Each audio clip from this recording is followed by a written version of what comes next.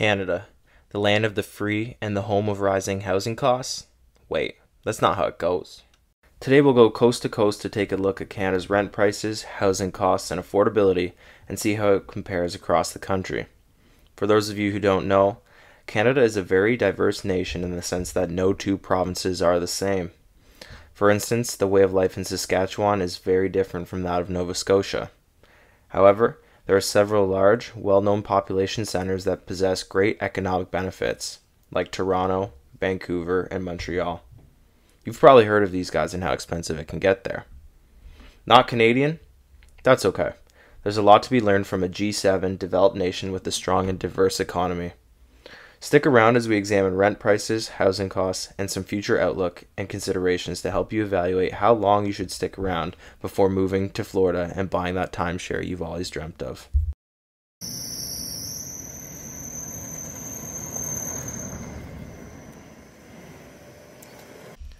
Rentals.ca does a great breakdown of average rental prices across the country in its monthly rent report. To no surprise, Vancouver tops the list at $2,800 a month for a one-bedroom apartment, with Toronto narrowly trailing at $2,500 a month. Perhaps what's even more ludicrous is the number of Ontario suburbs and regional markets that command over $2,000 in rent per month. It's been a while since I've checked this list, but I am shocked to see names like Guelph and Barrie asking over $2,000 a month on rent, which have increased over 20% year over year. And what's fueling this insane rental increase, you may wonder? For one, interest rates have increased significantly, which hurts affordability and how much house people can buy. Not only that, but Canada is also a coveted destination for immigration and international students.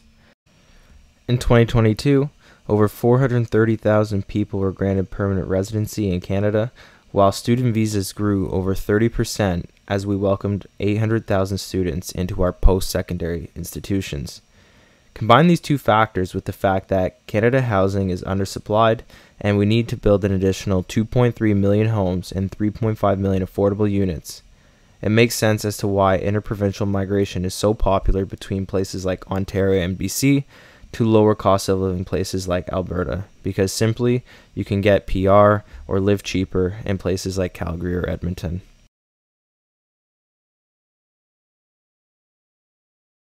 If you look closely at home prices, you'll recognize that the average home in Canada costs $716,000 as of April 2023. Relative to the median home price in the United States of $388,000, American homes are significantly cheaper than its northern neighbors. But why? This is due to a variety of factors like historically low interest rates, an undersupply of housing, immigration, foreign investing, and an overall high quality of life. For instance, looking at immigration again, Canada had an immigration target of 400,000 people in 2021, while the US had an immigration target of 1.5 million people. Although the US admitted almost 4 times as many immigrants, their population is only 10 times greater than Canada's. So proportionally, Canada let in many more people per capita per person than the US did. Another reason as to why this whole housing situation is out of whack is Canada's population is much more centered around expensive metropolitan areas like Toronto, Vancouver, and Montreal. Those 3 cities alone are home to 14 million residents, and home prices vary greatly by province.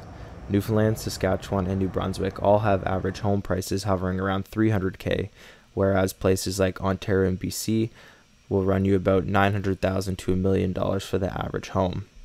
So, as to why Canada's home prices are so expensive, no one really knows.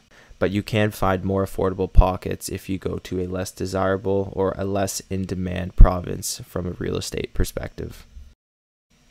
So, after evaluating the exorbitant rental and housing prices in Canada, what should you do?